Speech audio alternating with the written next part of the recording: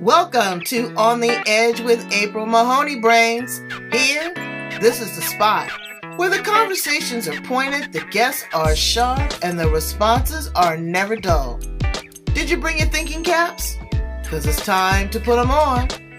Because the conversation starts now.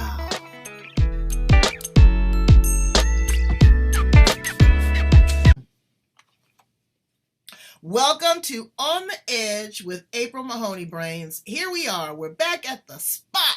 This is the place where the conversation is pointed, yes, in your face.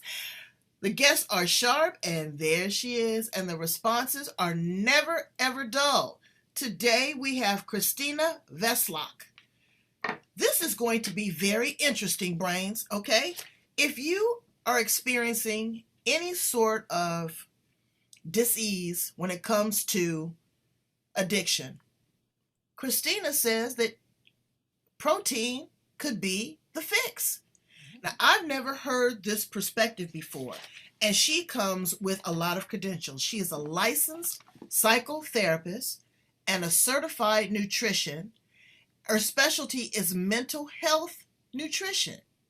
Now, I want to hear this. I want to blast this all over the place, because if it's as simple as eating a couple boiled eggs, taking out other things, eating more chicken, eating more beans, lentils, then we need to get on board, because everybody is 5150 at one point or another. We all have a tick. But if you are struggling with addiction, it's more of a disease. It's more of something that is internal and psychological. So what we want to do is we really want to spearhead that. We want to get ahead of it. I'm so excited to have her here. Let's welcome her to the show. How are you, Christina Veselak? I love that. I am great, April. Thank you so much for having me on your show. I'm thrilled. I'm thrilled too, because we travel in the same circle of influence. We know some of the same people, or, same Facebook associates that are really into addiction. So I know that you know what you're talking about. So how did mental health, number one, become your passion and your place of really wanting to pour into people and help them? April, it didn't start out that way. My whole entire life growing up, I was determined to become a medical doctor. I had that scientific brain. I was fascinated by how things worked, and that was my only goal in life. However, my whole life, I grew up ill. And my mother took me from doctor to doctor to try to figure out what was wrong. And all their tests said I was just fine. So they decided that I was just fine. And my mother was a hypochondriac. And meanwhile, let me stop you right there, because my niece, what is that called? Munchausen syndrome? Munchausen syndrome. Munchausen syndrome. Can you explain that? That is where they make you feel that you're sick, or I don't really. That's where she did it to my nephew. She did it to my nephew. And that does happen, where the parents are convinced something's wrong with their kid, but the kid is actually just fine. Wow. And it's just some kind of internal shame projection from the mother onto the child. But they do that. They give them medication, and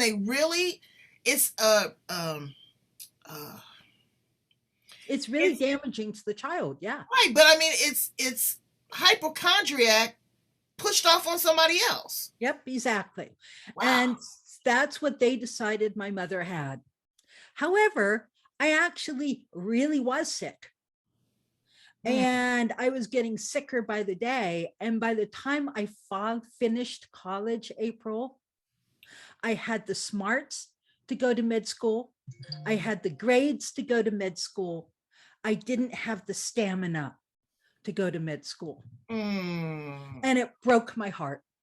It broke my heart, because it was the only thing I ever had wanted to do, was to learn how to heal people, and was to learn how to think through the scientific research. And so I was lost for a while. Wow. I know that was heartbreaking. It was heartbreaking. And on top of it, I also had my own depression and anxiety and trauma. What I didn't realize at the time was that some of my deep emotional pain and some of my anxiety and some of my fatigue was actually due to food intolerances and lack of specific nutrients. I didn't know any of that, and neither did my doctors. But I entered adulthood quite a mess. Wow. And I just determined that I was going to use my own pain to help other people somehow or another. I was going to make it happen. And then I realized, I was doing some volunteer work in counseling and working on a hotline, and with some women coming off the street in a transitional home. And I realized that I actually liked that, and that maybe I was good at it. And so I went back to school and got my master's in marriage and family counseling. Okay. And going through school, I had decided that I wasn't going to do anything with addiction because addiction was scary. Now, I wasn't putting two and two together at that time. I had some stories in my past that sort of led me to believe that. But all I knew is I wasn't going to touch addiction with a 10-foot pole. However, God had a different idea. Yes, he does. Because I got he is the author and the finisher. Yes, sir. Something like that. It's, what is it? Man proposes and God disposes. Well, I got out of school and I was looking for work, and there was this ad in the newspaper. This was in the time when you looked for work in newspapers. And this ad kept appearing and I kept ignoring it. It was for being a floor staff at a residential treatment program for court-ordered teenage alcoholic boys. Oh, wow. That's a tough group right there. Yeah, kind of like baptism by fire. Wow. And so this ad and I stared at each other for 4 months. Wow. And finally I gave in and called up and went in for an interview, and they loved me. And I said, I don't know anything about addiction. And they said, yes, but you have a heart and you have the skills, and we'll teach you everything you need to learn. Wow. I was like, okay. And 2 years later, once I had the hours for my license, I knew a couple of things. I knew I loved the addiction world. I knew that there was addiction all through my family. And I knew that I didn't really want to work with court-ordered, conduct disordered teenage boys. That's not the population I wanted. But I loved their families. And so I went on and I took a job running the family program in a hospital chemical dependency unit, and then started my own private practice, did a lot of work with adult children of alcoholics and addiction, with family members, and just, really learning how to help people, not always successfully, you see. Right. And meanwhile, because the recidivity, what is it? Recidivity? The recidivism. Recidivism. It doesn't lay on my tongue very well, but that brings it. Basically, what it means is people that fall into relapse and go back into incarceration, drug addicts. Yep. Sometimes domestic violence. It's a cycle. Yes, and there's a reason for this, and that reason I'll get to very shortly. Okay. But meanwhile, I'm still ill and I'm barely functional. I have chronic fatigue syndrome and fibromyalgia before those words were even coined. And I'm still sitting in deep, dark depression, even though I'm doing good for my clients, sort of the wounded healer thing. Right. Well, and then I see this press release about this woman who started a nutritionally oriented treatment program. This was in the San Francisco Bay Area, using amino acids and interesting things and diet. And I was fascinated because I had discovered earlier that I was actually allergic to eggs, and eggs made me more depressed, and not eating eggs made me less depressed. And so I was already sort of interested, and my mom had really been into nutrition. And so my curiosity was piqued, April. And I drove across the, Bay Bridge and into Mill Valley and, the other side of San Francisco, and met this woman. And I was fascinated by what she and her nutritionist were talking about. But I was also so impressed by the nutritionist that I made an appointment with her to see if she could figure out what was wrong with me. Okay, I'm now 30. Okay. And she tried a few things and nothing changed. And then one day, maybe our third or fourth session, she looked at me and she said, you don't have all the symptoms, i.e., you're not skin and bones, because I put on weight at 8 and still haven't lost it. Um, and she said, but I want you to go off gluten for 5 days, just 5 days. Well, this is the early 90s and nobody had ever heard of gluten. Right. Right. But it was like, okay. So I went off gluten, and day 5, I woke up and my life had turned right side up. I felt alive for the very first time in my whole entire life. Wow. Whole entire life. The So depression. gluten. So let's, because I want to pump the brakes for people that hear these big $25 terms.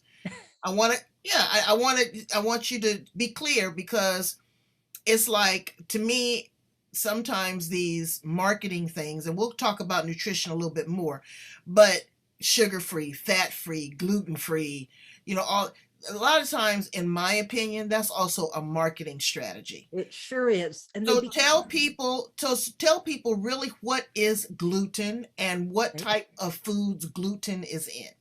Okay, so gluten is a protein found in wheat, rye, barley.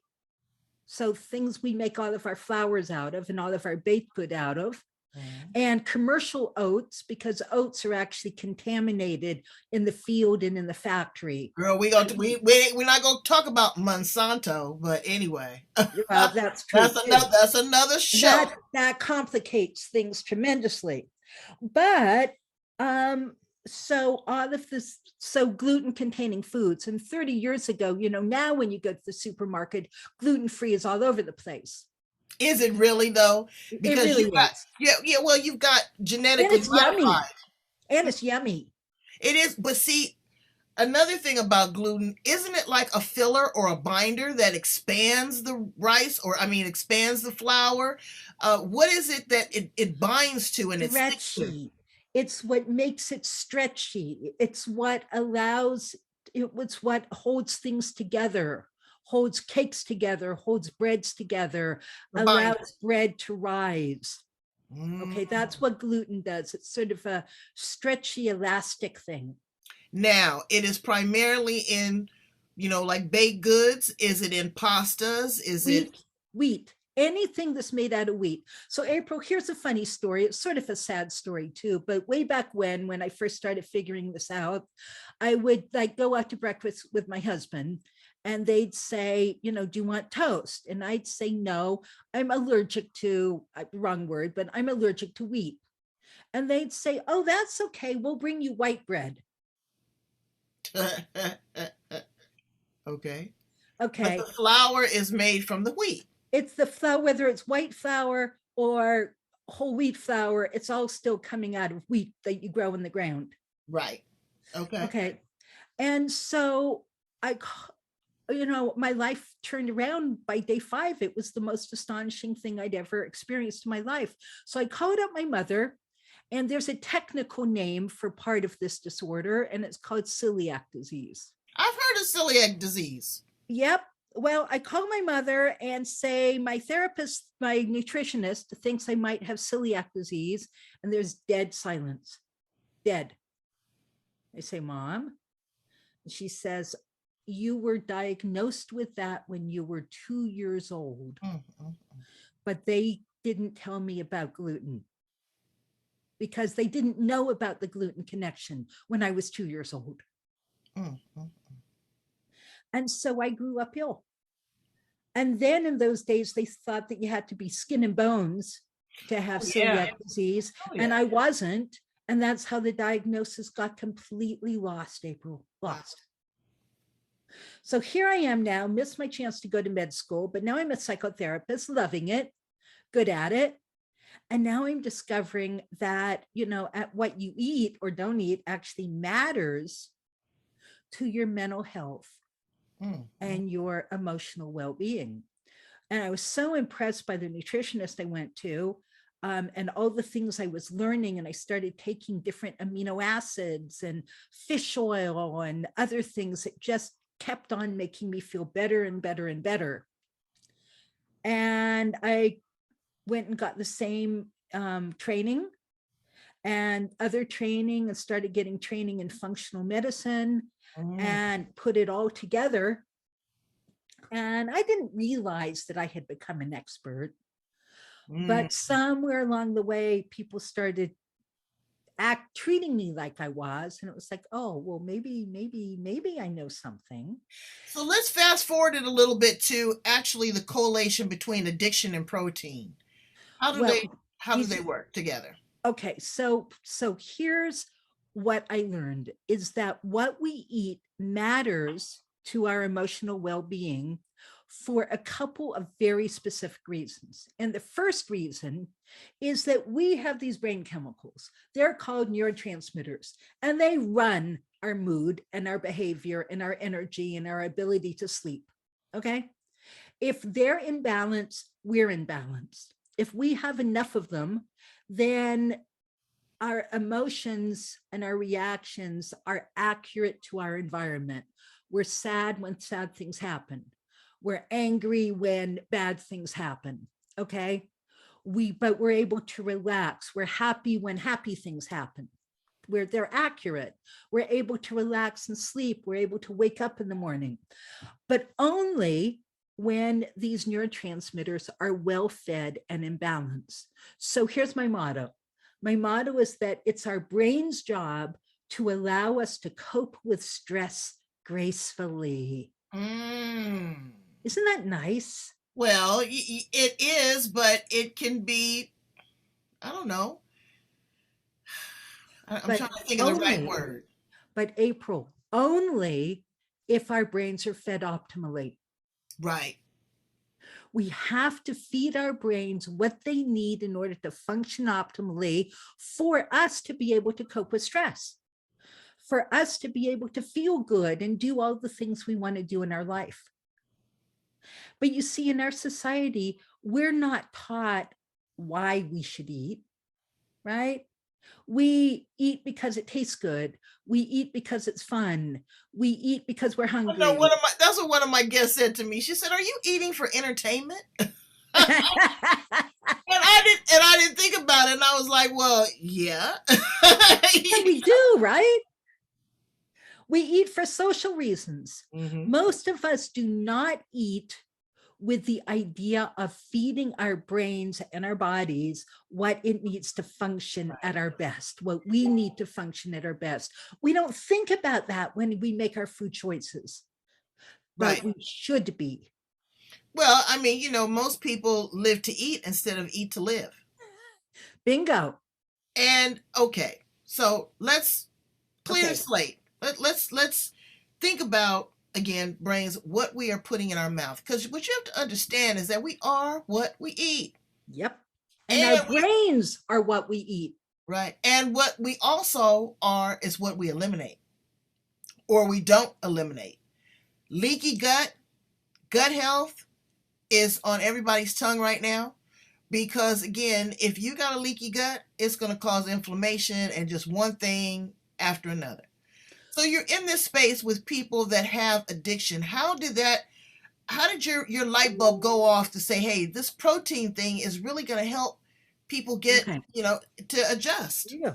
Because when protein is made out of little molecules called amino acids, and when we eat our protein and digest it and absorb it, so no leaky gut, When we absorb it appropriately, they go everywhere in their body and they make our muscles and our skin and our blood and our enzymes.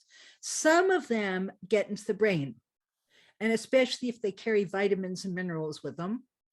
So, in the presence of vitamins and minerals, these amino acids make our brain chemicals, they make our neurotransmitters. Oh, And then, if we wow. have the right type of fats in our diet, the neurotransmitters are transmitted appropriately, and we get all of the good feelings and good actions and good everythings we want. However, if we don't have enough amino acids or enough vitamins and minerals or enough of the right fats, we cannot make our neurotransmitters, and then we have symptoms. Well, what some people do with their symptoms, they feel so nasty that they drink a glass of wine and it says, oh, I like that. Mm. Right? Or they get an oxy, and all of a sudden, for the first time, maybe they can focus or they can relax or their pain goes away. Or. So these mood altering substances fire these brain chemicals and deplete them, but they Mhm. fire them. And so we get to feel better for a little while. Well, who doesn't want more feeling better, right? We Right. all do. But the problem is that the more we use these substances, the less brain chemicals we have. They eat them up in great big gobs. So we have Mm. less and less and less. That's tolerance. So you stop using, and now what? You feel like crap. You're more anxious. You're more depressed. You're more angry. You're more tired. You're more craving. Okay, let me interject right here. The marijuana craze. Everybody thinks, weed used to be cool. Okay, weed used to be sexy. It would make you happy. It would make you horny. It would make you hungry. Now it does everything from reduce hot flashes to stop people from having Epilepsy. Yep. epilepsy seizures to sleep disorders, because it too, brains, is genetically modified. Don't get it twisted. Okay, I've been in dispensaries. I'm not trying to pretend like I haven't lived. Okay, but I will tell you that when you go in there and you've got a treasure trove of different strains, marijuana, the THC was only 3%. You go in there now, it's 33%. Where'd that come from? That's How right. can you trust supposedly an organic plant that has no seeds, no stems, not a one? Ain't that good a clipper in the world? It is about supply and demand. They putting pesticides on it. They're putting steroids on it. They're growing it indoors because it is supply and demand. So if you are thinking that this is just, the marijuana thing is all cool, you got it twisted. It's not what it used to be. What's your opinion, Christina? It's certainly not what it used to be. This is why more and more people are going psychotic That's right. That's using right. marijuana. But again, we use it like we use alcohol or we use sugar or we use Sugar. nicotine because it can fire whatever neurotransmitter needs firing and makes us feel temporarily better. So we have to ask ourselves, April, why are we all feeling so crappy that we need something to feel better? Well, the answer is because we're not getting what we need from our food.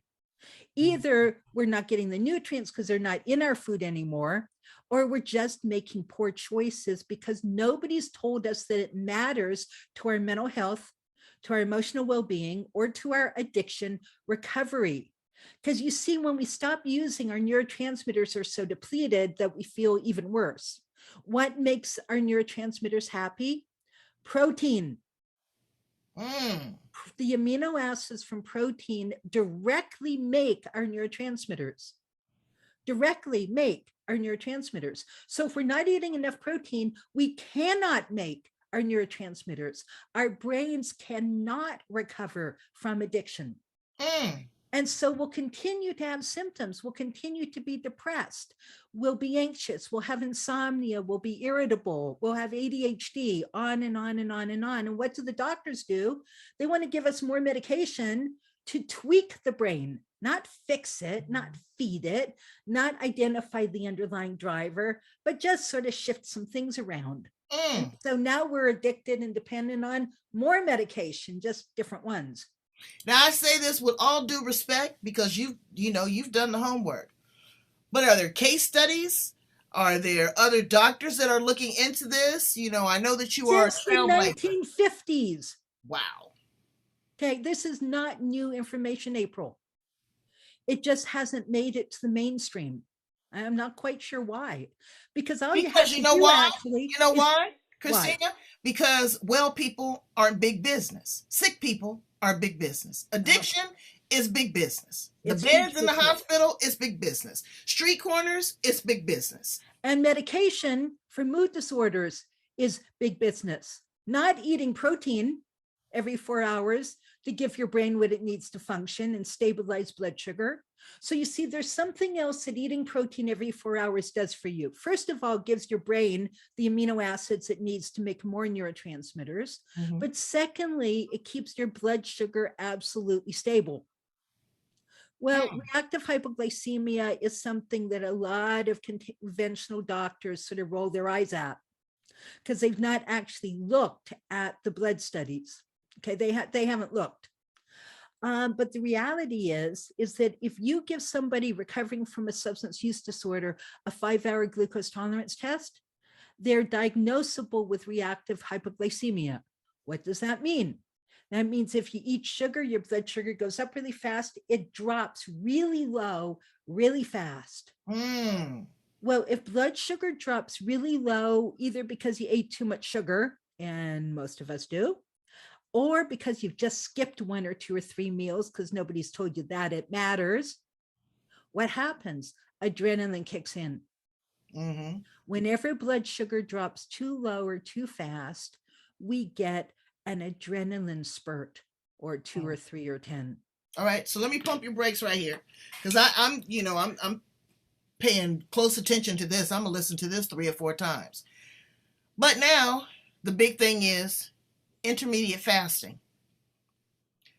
And wait, I'm gonna get your perspective, but let me ask my question because you're ready to lock and load on me. I can see it. Okay, so I'm doing that right now. Okay, I am giving my body. I figure if I'm up 12 hours and I'm stuffing it with food, I can give it 12 hours with no food. Let the body rest. Absolutely. Let the blood sugar stabilize. Let the body renew itself. I get all that. But how is that in conjunction with what you're talking about? It's not a contradiction, but how do you make them work cohesively and in harmony? Because, people are diabetics. Mm-hmm. And a lot of times to lose weight, they say have smaller meals more regularly so that you don't have the spikes. So where are Every we at? 3 to 4 hours. I'm confused. Okay, so 12 hours, you eat your last food intake is 8 o'clock at night, and then you eat breakfast 8 o'clock in the morning. That's fine. Most people have no problem going from 8 to 8 with no food. You're sleeping in there. It allows your brain to and your body to clear out the debris, to do its housekeeping. No problem. It's the 16 hours where people get into trouble. It's stop eating at 8 and don't eat again until noon. Right, because I hear people and they tell you all the time, oh, well, I've done it for 16 hours. Well, good for you. I'm not doing the 16 hours. I'm lightheaded. I'm dizzy. I'm cranky. I'm evil. Yes. And guess why you're lightheaded and dizzy, cranky, and evil? Because I've depleted my neurotransmitters. That and the adrenaline's kicked in. Mm. Okay. It's the adrenaline that makes you dizzy, that makes you irritable, that makes you mean, that makes your brain just go all over the place. Adrenaline. And so, adrenaline, April, is our culprit because under the influence of adrenaline, some really bad things happen in the brain. Wow. Okay. First of all, we lose willpower. And they've done studies that show when blood sugar drops, we lose willpower. So if you've missed a meal or 2 or 3, you lose the ability to say no. Right. And then what happens is you overcompensate, you gorge. Then you gorge. Exactly. So you lose the ability to say no. You also lose access to your recovery skills. So I used to specialize in working with people with chronic relapse, people who were going to 2, 3 AA meetings a day for years, people who'd gone through 5 or 6 treatment programs, and they were serious and they were committed, and they still couldn't utilize the skills they were learning in treatment and through their meetings. That's, and their cravings would come out of the blue. By the way, no cravings ever come out of the blue, but it feels like it. Their cravings would come out of the blue. They'd find themselves calling their dealer, or grabbing the donuts or the candy, or stopping in the liquor store, and their sponsor or their therapist would say, well, why didn't you use all of these skills that we've been practicing? Right. It didn't occur to me. I forgot. Well, why did they forget? Then you ask, and here's a question I want everybody, especially every treatment professional, asking. When was the last time you ate protein prior to your craving, prior to your slip, prior to your violent episode, prior to your panic attack? When was the last time you ate protein? I've been asking that question for 25 years. And the answer is really consistent. People look at me blankly and say, yesterday? Okay, but people, let's go into the nutrition slice of this. Okay. Give us some proteins. Give us some proteins, because Eggs. again, that's another big $25 word that's tossed around all the time. Eggs. And people, okay, eggs. All right, but look at you. You were addicted. You were allergic to eggs. I was allergic to eggs, so I don't have eggs for breakfast. I have sardines on gluten-free crispy bread. Ooh, with Lord, salad greens on top. You better than me. I can't do a sardine. Okay, I know, but a lot of people like them. But I that's grew up with them. That's a lot of. My mother did too, and I don't even like looking at the little things. The only time I like looking at them is if we're going fishing, and I don't like to go fishing too much either. Okay, so all right, and so that's andouille sausage, April. You were telling me about your red beans and andouille sausage. I'm telling you, I cooked that today. I sure did, and it is delicious. Exactly. But let me tell you something. I cooked that, okay, and when I first started to cook, I said I'm going to have andouille sausage, and I'm going to make red beans, rice, and cornbread. This is what I said. Wait, this is what I said to myself. Then I looked in the refrigerator, and there was no milk. So I said, okay, you don't need the bread, April. You don't need that starch. You don't need that gluten. Pull it away.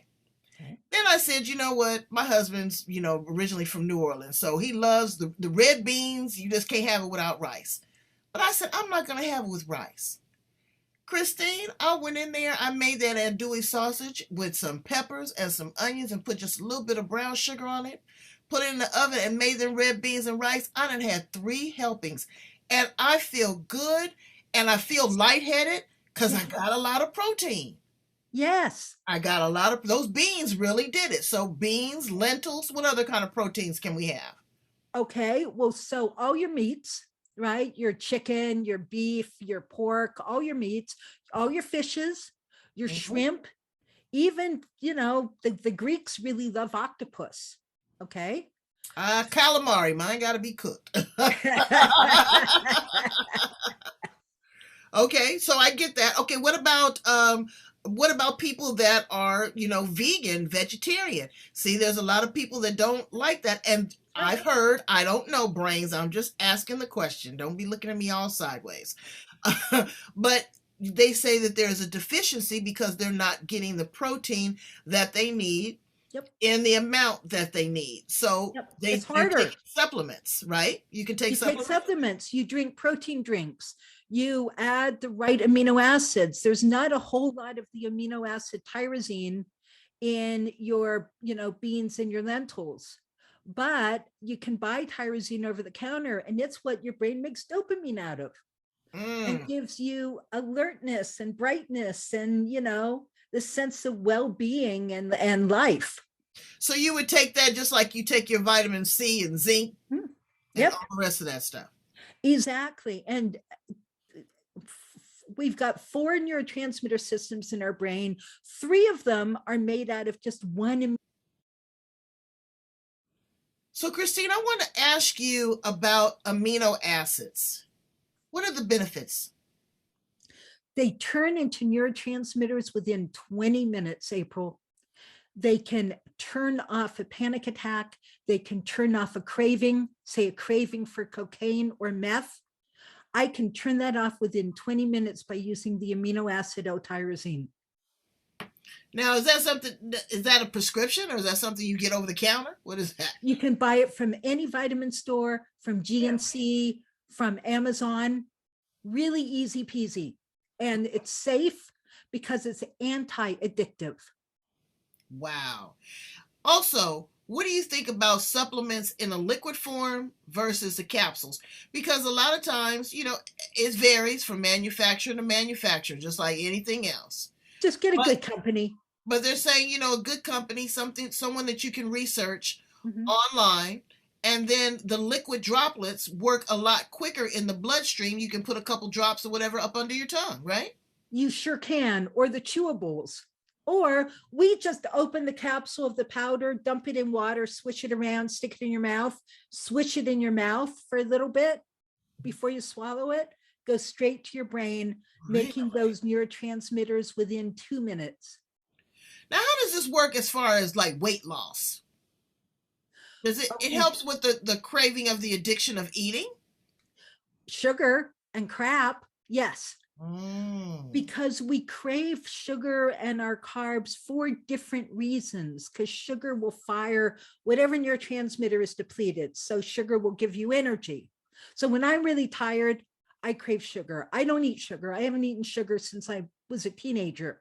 But if I'm really tired, wait. Let me pump the brakes on there, because everything has salt or sugar. Okay. So when I say no sugar, I'll have a little bit of sugar here. I'll have a little bit of sugar there. But because I have to be gluten-free and I have to be corn-free, I actually eat really clean. So I pretty much make everything I eat. Okay. So that makes it a whole lot easier. So yeah, I will give myself a treat here and there, but I'll have a spoon of ice cream. My husband will have the whole bowl of ice cream, and he looks at me like I'm bonkers. Right. But it's like, if I eat more than the spoon, I feel sick.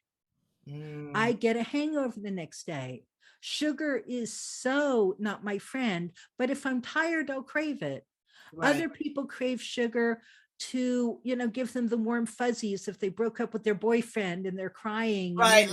Let me eat that whole, Rocky Road. That whole pint of Rocky Road is going to make me feel better. Right. Okay. That's right. Well, that's where we use the amino acid D-phenylalanine, because that supports your endorphin production in the brain. We also use D-phenylalanine if you're coming off heroin, by the way.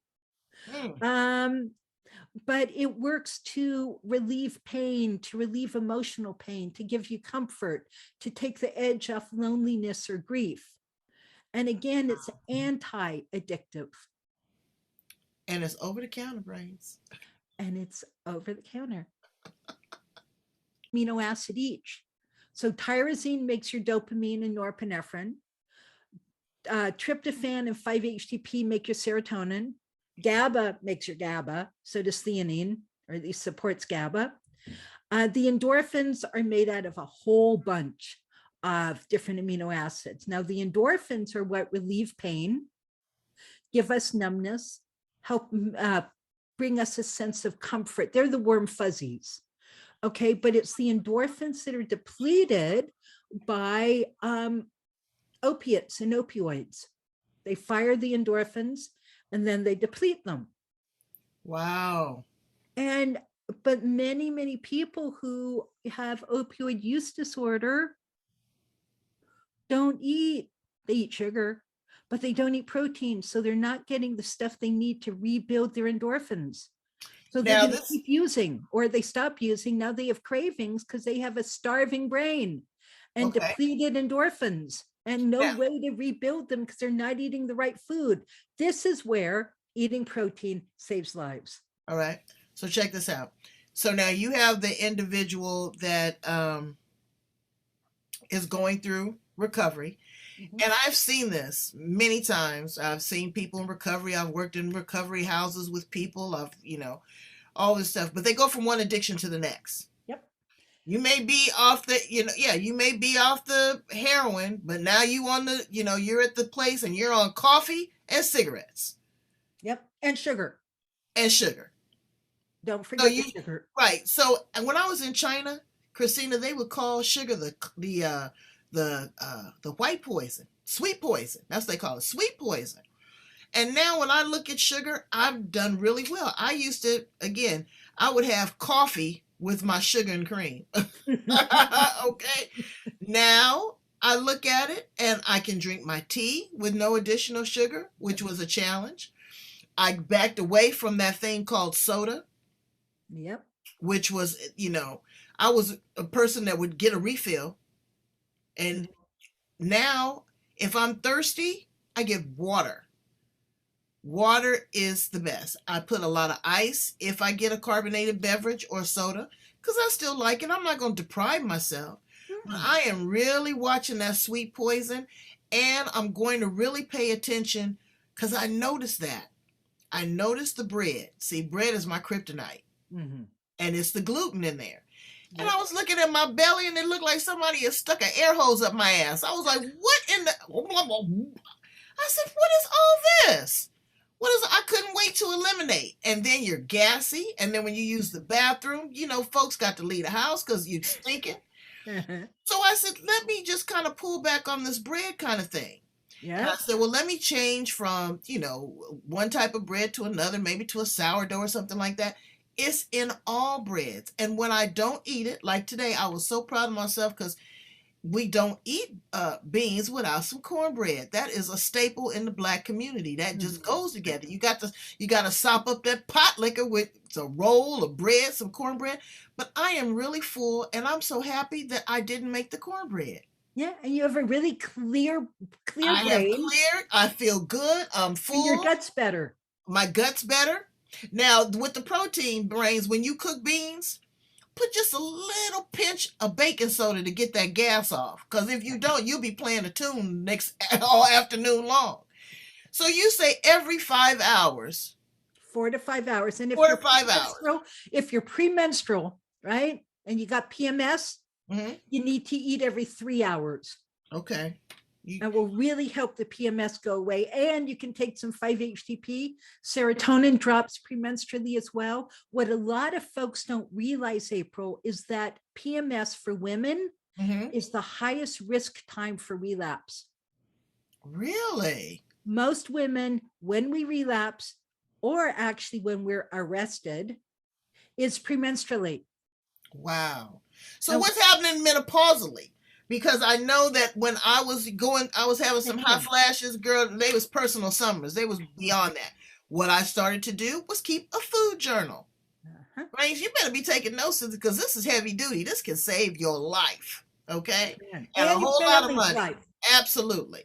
So I would keep a food journal and I would write down what time I had a hot flash, what I had eaten, and how long it was before my body reacted from what I ate.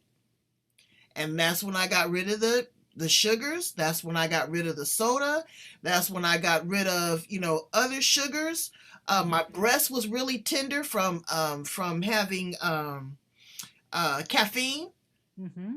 All of that was just, it was a recipe for disaster. And when I got that under control, it diminished considerably. That's right. And again, what we eat matters to our well-being. Whether it be PMS or menopause. Menopause is also a time in a woman's life where she's at highest risk, where we are at highest risk for mental health issues and addictive disorders getting out of control. Well, what about the menopause? Men are going through the change of life too. Is that what makes them run out and get a young blonde and a sports car? All you gotta do is give them some protein. Well, so I mean, this is where you want other things. So I found 80% of the time changing somebody's diet and giving them amino acids and other nutrients does the trick miraculously, very quickly, like within days or weeks. But about No, within 20% of the time, it doesn't work. okay, within days or weeks, they will feel a difference. The cravings will really. April, I can turn off a craving within 20 minutes. Wow. I can turn off a craving within 20 minutes Mm, mm, mm. because I know most of the time what biochemically is causing that craving. See, Wow. it's not the stressor. We're all taught that it's the stressor that causes the craving, that it's the Right, trigger, right, right, right, right? right, right, And we right. look for the trigger. Well, it's not the trigger because sometimes you can be triggered, you can have exactly the same trigger and sail through with no cravings and no problem whatsoever. And Mm. at other times, exactly the same trigger will bowl you over. So, what's the difference? The difference is the time that you have no problem at all is when you have a well fed brain. You have access to your recovery skills, your brain's online because there's no adrenaline, and you're good to go. It's Mm. when you've missed a couple of meals and your adrenaline's running, you've lost willpower and you've lost access to your recovery skills, because that's what adrenaline does. Then you get exactly the same stressor, exactly the same trigger, and now you're bowled over. Now you can't access your recovery skills. And that little addicted part of your brain says, I know what to do. I know what to do. Mm. And you find yourself calling your dealer or stopping at the liquor store or Wow. every single time. This is so fascinating. I'm so glad that there's people on the planet like you. And I say that to whom much is given, much is required because you suffered, you went through it. So, Brain, she's not talking at you, she's talking with you. She's, Yep. you know, she's been there and she's seen it and she's worked in the field. You are absolutely amazing, Christina. I have to go back and listen to this like 4 or 5 times. I'm glad I got the master. Uh, have you written a book? I have not written a book. I do, however, have courses and classes and YouTube videos. Okay.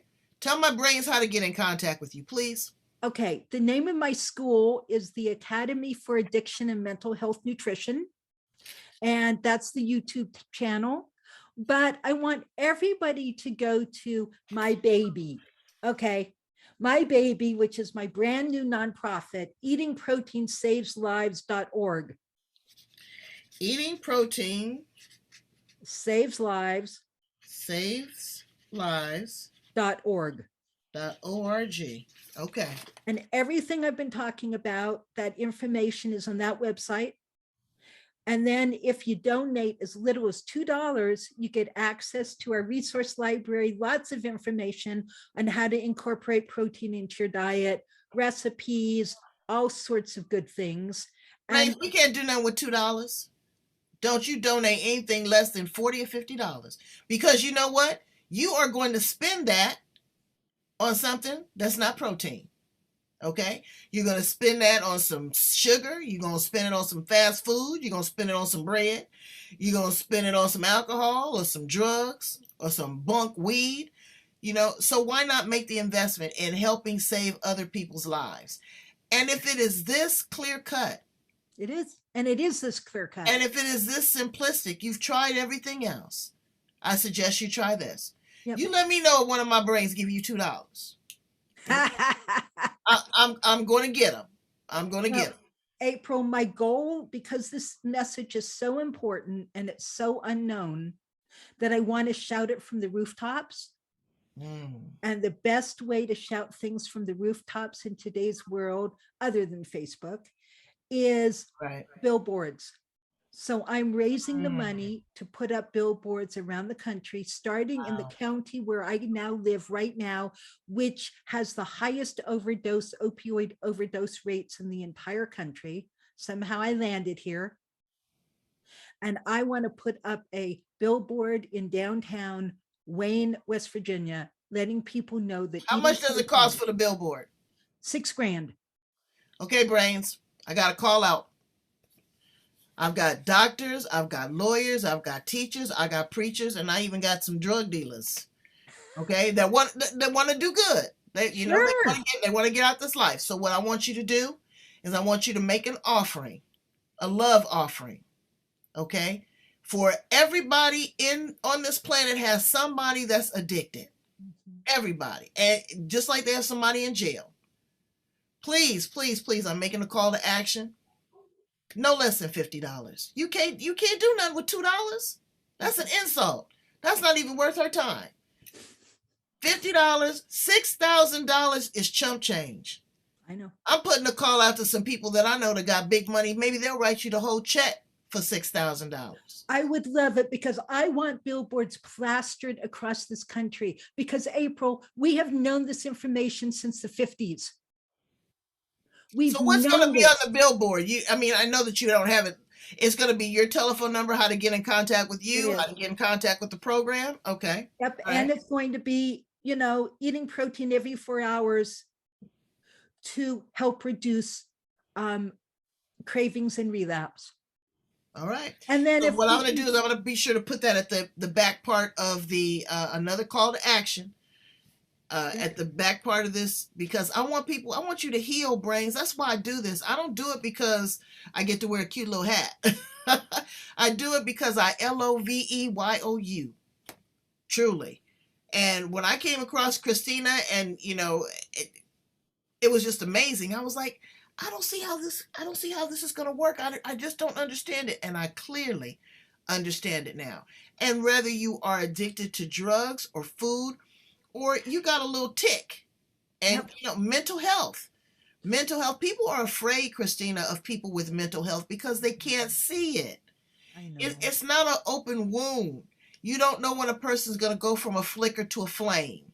You don't understand if it's a drug induced, if they're self-medicated.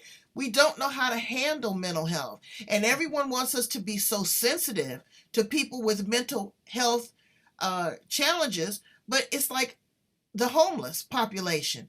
Right. I was talking to my husband. There's a young kid that lives down the street from us, and I've known him since he was, 12 years old. And he's on the street, and he is looking bad. And I was, I told my husband, I said, every time I see him, I give him some money because I don't want him, out there like that. But his hair is matted. And his clothes are so bad. And I told him, I said, why don't you just go get a haircut?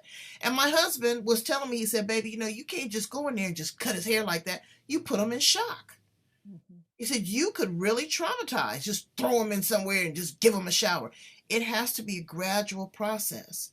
And so if you can start this process by ingesting the food and changing your diet, in conjunction with the other tools, the 12 steps and a counselor, all this is a bridge to support you. Then you know what? I want to get this meth and stuff off the street. It is just absolutely crazy. And that's a part of the distraction, brains. They want to keep us confused. So the way that they can keep us confused is if they keep us twisted up. Exactly. Well, one of the things that I'm doing right now there is a rescue mission in the town near where I live, Huntington, West Virginia, and they feed like 20,000 people a month. But they're not teaching anybody how to cook. Right? So what's the difference between giving somebody a fish for a day or teaching them how to fish? Right. Growing a garden. So we are going to be teaching people how to cook, because one of the things with generational poverty is that generations have lost the skill of knowing what to do in their kitchen. Mm-hmm. And so, fast food, eating crap because you don't know, it scares you to walk into your kitchen. You don't know what to do. You don't know what to eat. You don't know what to buy.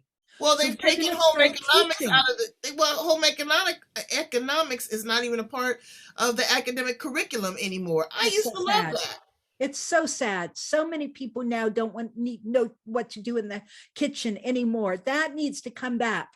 Teaching kids how to cook needs to come back. Well, we're going to be teaching the street people and the people in recovery living at the rescue mission how to cook. Okay. So that they can teach their children how to cook, and it's no longer scary. So I'm looking at a food, and this is my last question for you. I had another nutritionist that was on my show. She's brilliant as well, but she says you eat your protein with your starch, Mm-hmm. or you eat your protein with your veggies. But you don't do the starch, protein, and veggies because the enzymes, it takes harder, it's longer to break down the food. It varies from person to person. Okay, but what you're saying is people are loading up on these carbohydrates just like they're, you know, on the protein. You'll look at their plate and they got this much pasta, that much meat, and no greens. Right, exactly. What should our plate look like? You know, some people do have digestive issues and need to be more careful. The rest of us can manage it. I, It's going to sound strange. I think half the plate should be protein, and or maybe a third of the plate should be protein, a third of it should be veggies, and a little bit of it should be the starch.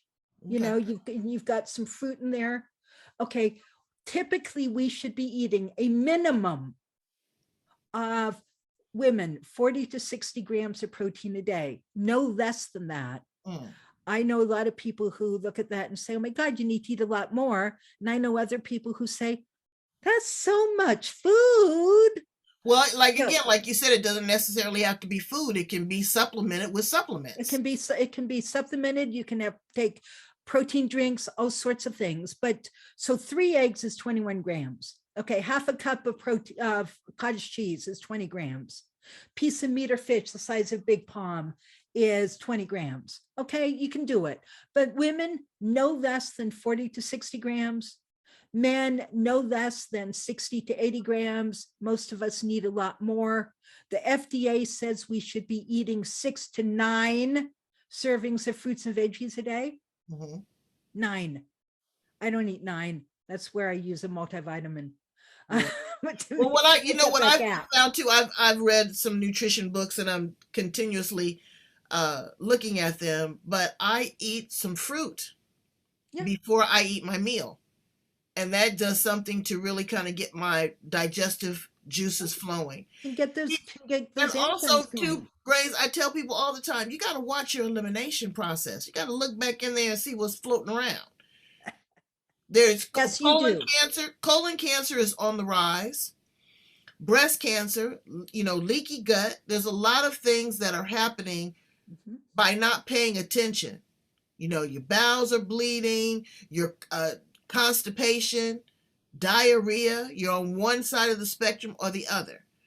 I was agave.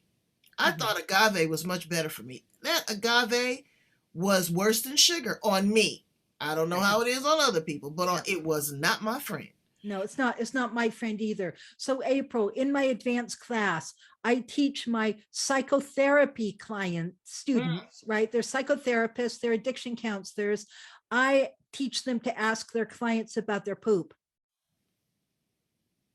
because it's important. It matters. Mm-hmm. Because that has went through your entire digestive system. Yep. From your tongue down through your bloodstream, through your urine, through your kidneys. I mean, what you eat, it goes through your entire body, brains. Think about that. This is just the vessel. You got to work with the internal GPS system. Well, Christina, you are amazing. I hope that you come back and share more information with me and my brains here on the edge. Brains, we're going to put her nonprofit. We're going to put her call to action. Okay, and we are going to continue to follow her. Pay attention. Do a little experiment and report back. Be sure to leave a comment, because if it doesn't work for you, we want to know why. We want to see if you followed the instructions, because everybody, 1 week. Try it for 1 week. That's 7 days, not 5 in a piece. That's 7 days. Try it. 7 days of your life. If you are going through an addiction, or I'm going to even try it. I'm going to mark it as of today, and I'm going to try to eliminate the starches and the gluten and all that. Try to build more protein, and I'm going to report back. So I'm not going to just ask you to do something that I wouldn't do for myself. It can't hurt you. You're going to eat the chicken anyway. 20 So grams why of not? protein every 4 hours and see what happens. April, I used to run a domestic violence agency. Okay. And I did the women's part and my colleague did the men's, but I would sub for these guys. Okay. Every once in a while. And I would give them this lecture. And I would talk to them about how when they skip a meal or eat Captain Crunch and Mountain Dew for breakfast, right, the adrenaline spikes, and it's the adrenaline that causes the violence. And so I gave them this challenge for 1 week: get rid of the Mountain Dew and the Captain Crunch, eat 20 grams of protein every 4 hours, and report back to the group next week what you notice. And April, these big burly men, tats covered in tats, right? Ex-cons would stop me in the hallway with tears, saying, why didn't anybody ever tell me this before? Wow. They said my entire life changed. I was no longer angry. I could deal with my wife. I could deal with my kids. I didn't scream. I didn't feel violent the entire week. My life changed. Because it seems like, just from observation, that when you use these substances, it draws you to the sugars and the sweetness. I mean, again, like I said, when you smoke a joint, first thing you want is, you want a cupcake. You want a cupcake, you want to go get a few tacos. It really sets you off. It does. And it enhances, and it just takes you right where I know that you don't want to be, Brains. I know you don't want to be addicted. I know you don't want to be chasing a dope man. I know that you don't want to be selling your body. I know that you don't want to be in pain. I know that you don't want to be angry. I know this, and you know it too. And if you can start by watching what you eat, and again, like I said, these other pillars that can help you climb to success, you got a cheerleader right here. You got two right here. We are Team You. We are Team You, and we know that you can do it. You are the best. Christina, you are the best. Thank you so much. Please come back and visit us again. This has just been overwhelming. I would love to. Thank you, April. All and right. thank you, all of you out there. You got to call them brains. More power to you. Because we're feeding our brains. That's right. Brains. That's right. We are feeding our brains. Good stuff. Good stuff. Brains, I need you to go handle your business, okay? Love, like, and share, and donate. Yes, okay? I don't have a problem making the ask. I've worked for some of the biggest nonprofits. I know how to make the money, okay? She might have a t-shirt for you. She might have a bookmark. She might have whatever it is, but I need you to support her in this effort to save lives there in Wisconsin. You're in Wisconsin, right? West Virginia. West Virginia. The opiate capital of the world. We don't need the government. That's right. Feeding recovery. You see that? All right. Thank you so much. I will talk to you again soon. Bye.